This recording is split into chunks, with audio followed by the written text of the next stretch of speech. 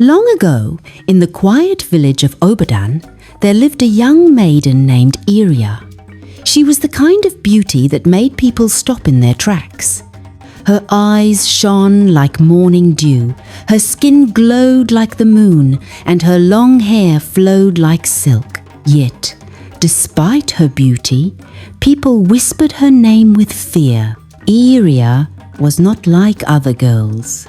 She never laughed at the marketplace, never joined in dances during festivals, and never allowed men to come close. While other maidens giggled and blushed at compliments, Iria's face remained hard as stone.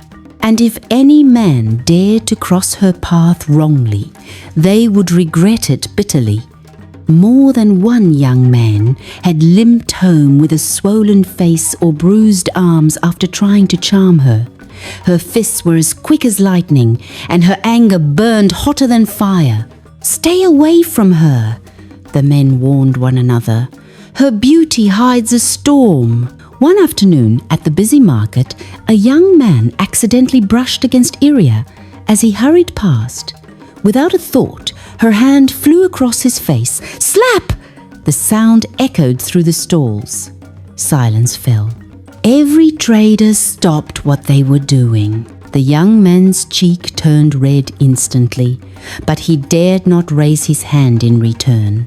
With trembling lips he stammered, "I am sorry, forgive me," then ran off as fast as his legs could carry him. Whispers spread through the crowd like wildfire.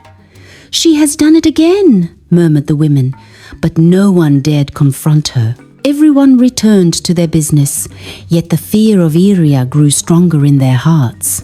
She was beautiful, yes, but she was also untouchable, like a flame that burned anyone foolish enough to reach for it.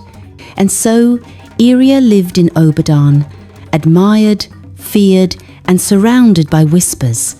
But deep inside, there was a story hidden in her silence, a story no one yet knew.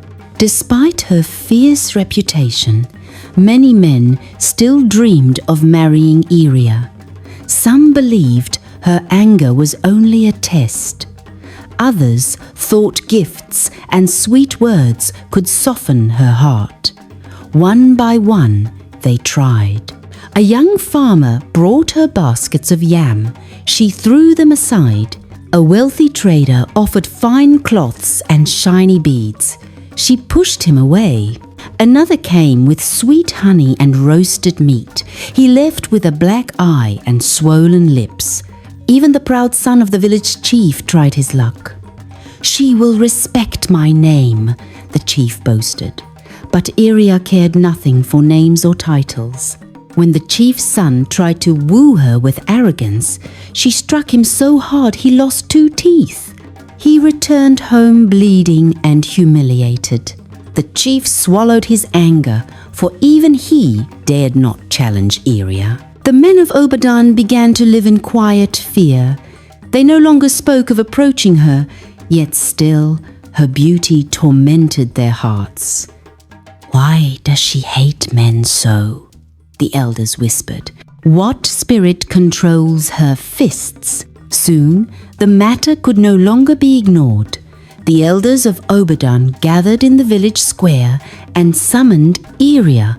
Men, women, and children filled the place, curious to hear her speak. She arrived tall and unafraid, her steps steady, her eyes sharp. "Why do you fight men?" one elder asked. "Why do you reject every suitor?"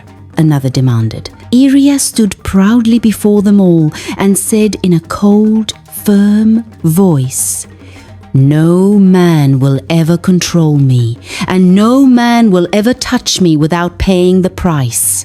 The crowd gasped. The elders pressed her for answers, but Iria refused to explain further. She turned away, leaving the people more puzzled than before. The mystery of her rage only deepened, and the whispers about her grew even louder. One hot afternoon, Iria went to fetch water from the stream. The sun was fierce, and the path was rough. On her way back, she slipped on a stone, falling hard. The clay pot broke and her foot bled. A kind-hearted farmer nearby rushed to help her. "Let me bind your wound," he said gently. But Iria's eyes blazed. To her, his touch felt like a trap. With fiery anger, she struck him across the face. He staggered back, stunned, his hands raised in surrender. "I was only trying to help," he cried. But Iria turned away, limping with pride. News spread quickly. She beat a man who tried to help her, and the fear of Iria reached every corner of Obadan. But her beauty also reached the palace. The young prince, fascinated by her strength, declared, "This woman is different. I will win her heart." Against the advice of his friends, he began sending her gifts, silk cloths, fine fruits, precious jewelry. Iria did not welcome him, but neither did she chase him away. The villagers whispered, "Perhaps the prince will succeed where others failed." One evening, the prince invited her for a walk by the stream. The air was cool, the water calm. For the first time, Iria seemed less guarded. The prince's heart leapt with hope. Believing she was softening, he made a mistake. He reached out to hold her hand. In an instant, the storm inside Iria exploded. With the strength of a warrior, she struck him once in the chest, again across the face. The prince fell to the ground, gasping in pain. His guards rushed to save him, but Iria stood unshaken, her eyes blazing with fury. When the battered prince returned to the palace, the entire village trembled. "She has struck the prince," they cried. For the first time, Iria had not just shamed a man, she had challenged the throne itself. The king, furious, summoned Iria to the palace. "Bring the girl before me," he roared. The people of Obadan gathered in the courtyard, waiting to see how the king would punish her. Iria walked into the palace grounds with her head high. The king glared at her. "Why did you strike my son?" he thundered. His voice echoed through the air, but Iria stood calm, silent, and proud. "Speak, girl," the king demanded. Still, she said nothing. The crowd murmured, their curiosity burning. Finally, the king's anger pushed her to the edge. Tears welled in her eyes, and for the first time, Iria's voice broke with pain. "My father," she began softly, "was not a kind man. He beat my mother every day. He treated her like a slave. And one day, when she carried a child in her womb, his blows were so cruel that she lost both the baby and her own life." The courtyard fell silent. Iria's tears rolled freely as she continued.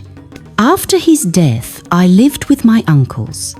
They were no different men who disrespected women, men who forced themselves on others, men who beat their wives without mercy. I grew up watching cruelty, watching women suffer. That was when I swore, no man would ever hurt me as they hurt my mother. I became the fighter you see today, because behind my fists is pain you will never understand." The people lowered their heads in shame. The men remembered their own sins. The women remembered their secret sufferings. For the first time, they saw Iria not as a monster, but as a wounded heart wrapped in iron. The prince himself, humbled by her truth, knelt before her. "Forgive me," he said. "I will never seek to control you. Instead, I will honor you." The king declared that never again would women in Obadan be mistreated. The cruel uncles were punished, and respect for women became law in the land. In time, Iria allowed herself to open her heart, not out of fear or submission, but out of mutual respect. She stood beside the prince as his equal, not his possession. Their union became a story of healing, told for generations, the tale of a girl who turned her pain into strength, and a village that finally learned the true meaning of respect.